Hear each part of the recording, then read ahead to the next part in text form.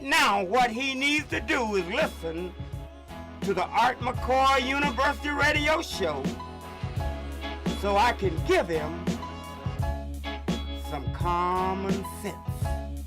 Are you listening, Brother Trump? Lord have mercy. You was on a roll. Take it, bro. You were on a roll, but you lost that common sense. Lord have mercy. Would you call Mr. Trump right now? Tell him the Art McCoy University radio show is on the air. Lord have mercy. Ain't it funny? Lord have mercy. You can live in the Trump Tower. You can be millions and millions and millions of dollars. Right. But like my daddy told me, he said, son, Art McCoy, if you ain't got no common sense, you ain't got no sense. None at all. Lord have mercy. And it seems like to me, Donald Trump needs some common sense. Explain that to me. You understand how that look, smoking all them cigars in front of them children. Lord have mercy. Let me keep it real with you. I gotta keep it real with you. You understand? Just like I keep it real with Donald Trump. Donald Trump needs some common sense. Now, fathers, I'm not gonna leave them out because, listen, when I went to the school last year, and the father, young man I know, good father, I see him outside on the porch, combing and brushing his beautiful daughter there. I said, man, that's one thing I could never do. And say, you got me on that. And guess what? Took his beautiful daughter and children to school.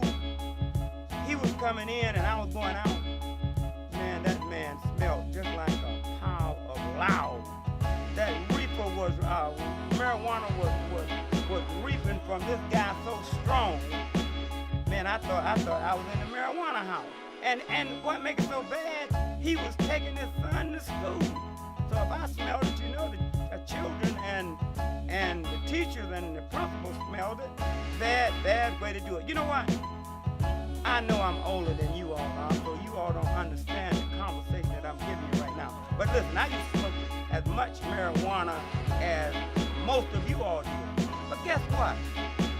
We old school had a little sense, and we knew to camouflage.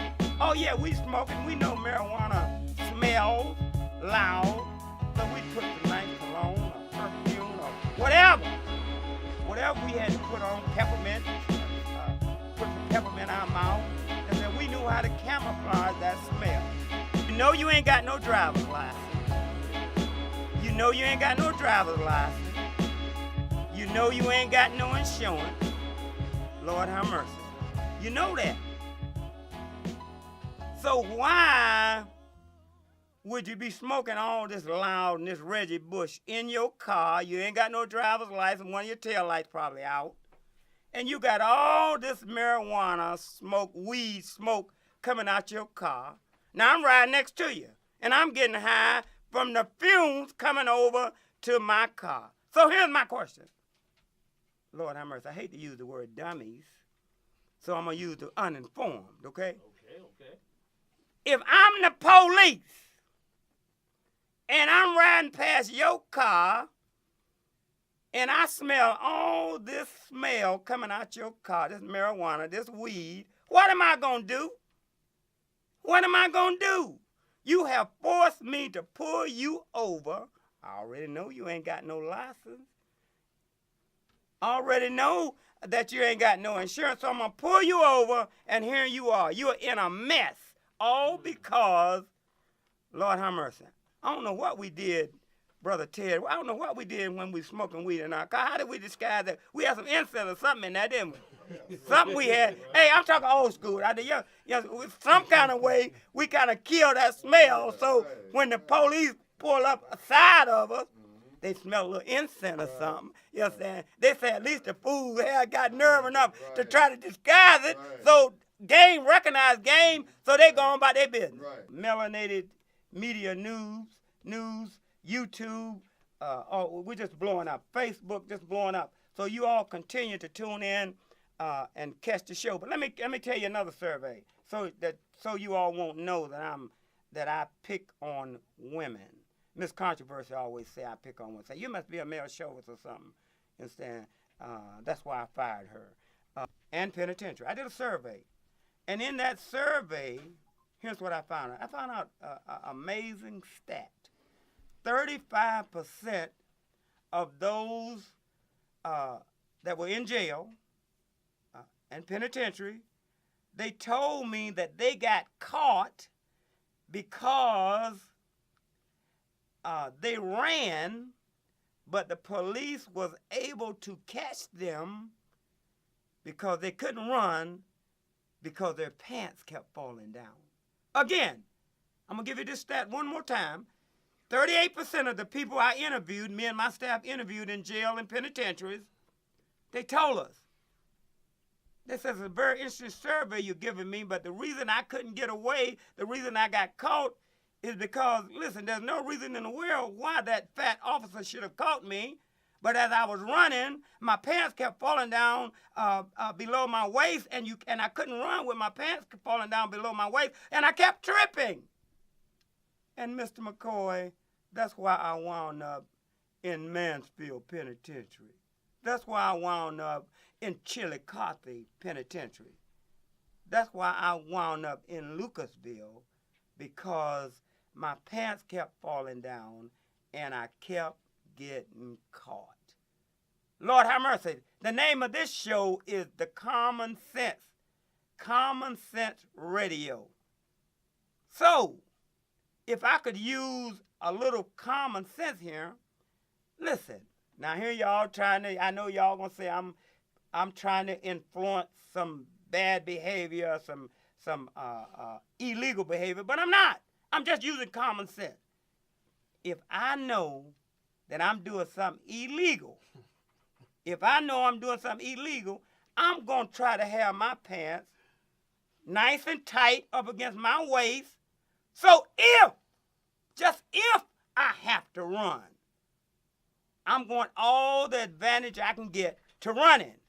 And I know common sense tells me if I have my pants hanging halfway down my waist and I have to run and my pants start falling down, I can't run. I can't even fight. I'm just telling you about common sense on the Art McCoy University Radio Show.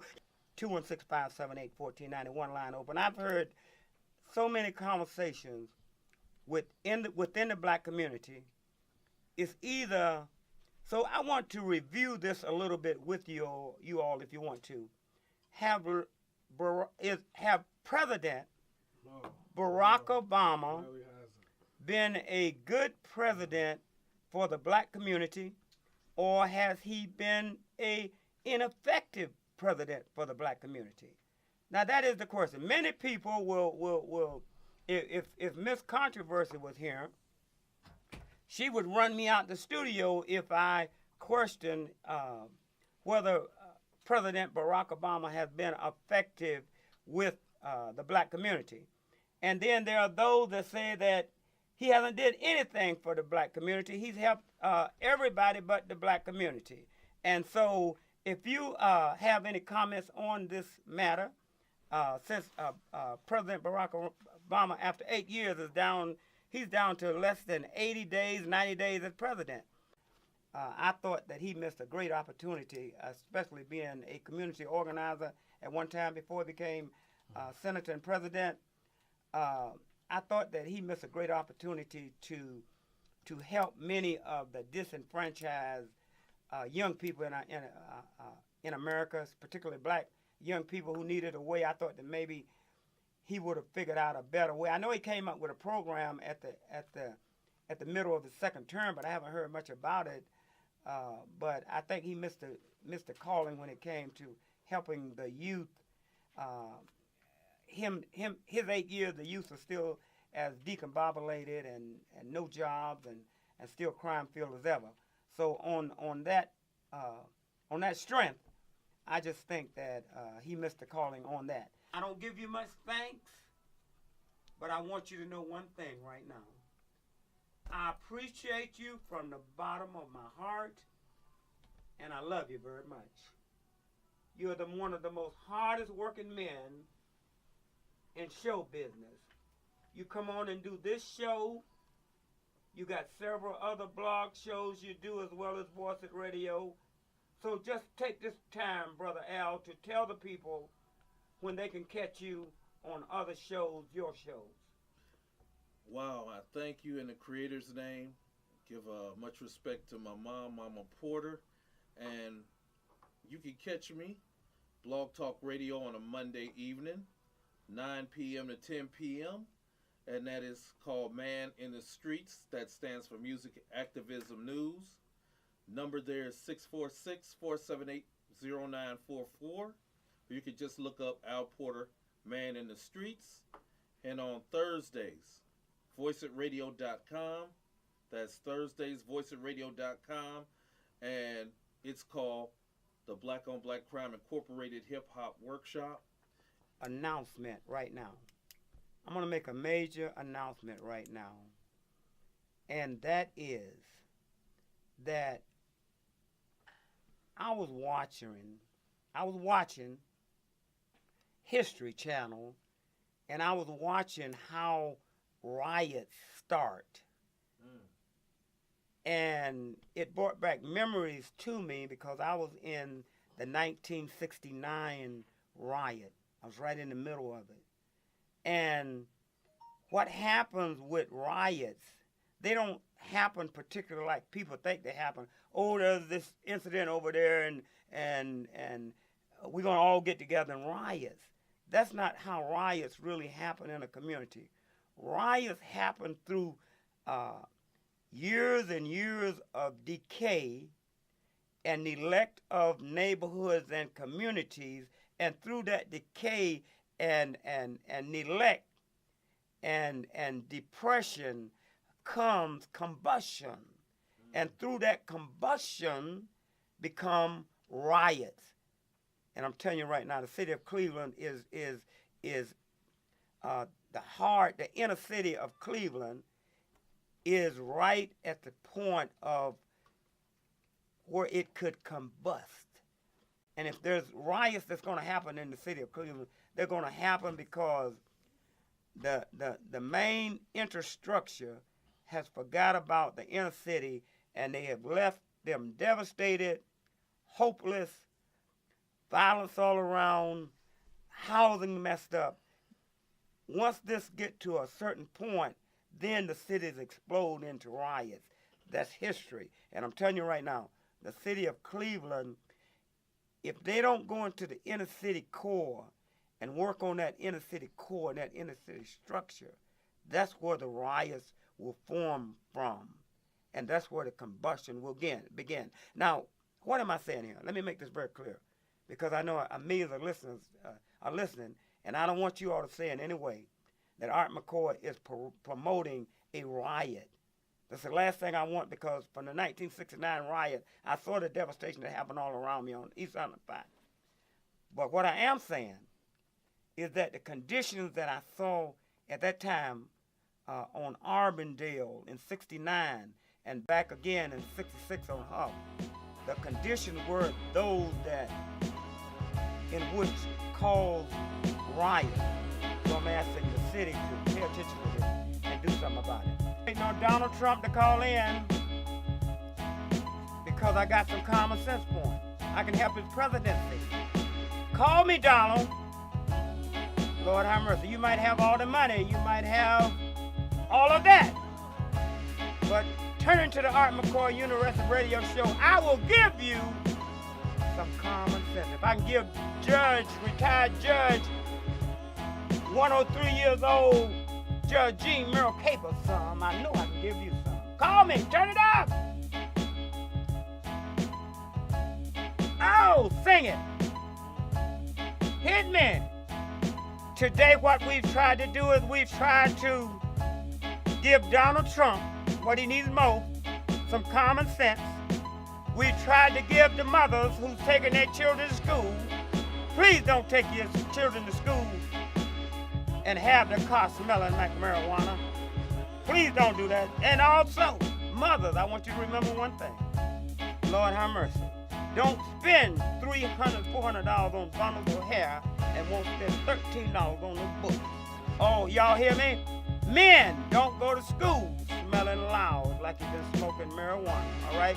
And lastly but not least, 35% of the men in prison today, this is the survey just out, said they were in prison because they tried to run, but they couldn't run, and they knew they could outrun that fat policeman, but they couldn't run because their pants kept falling down below their knees and tripping on themselves, and they wound up in prison and penitentiary. All right? Listen, Common Sense Radio, I know we kept it light for you today, but that's what we wanted to do, keep it light for you today.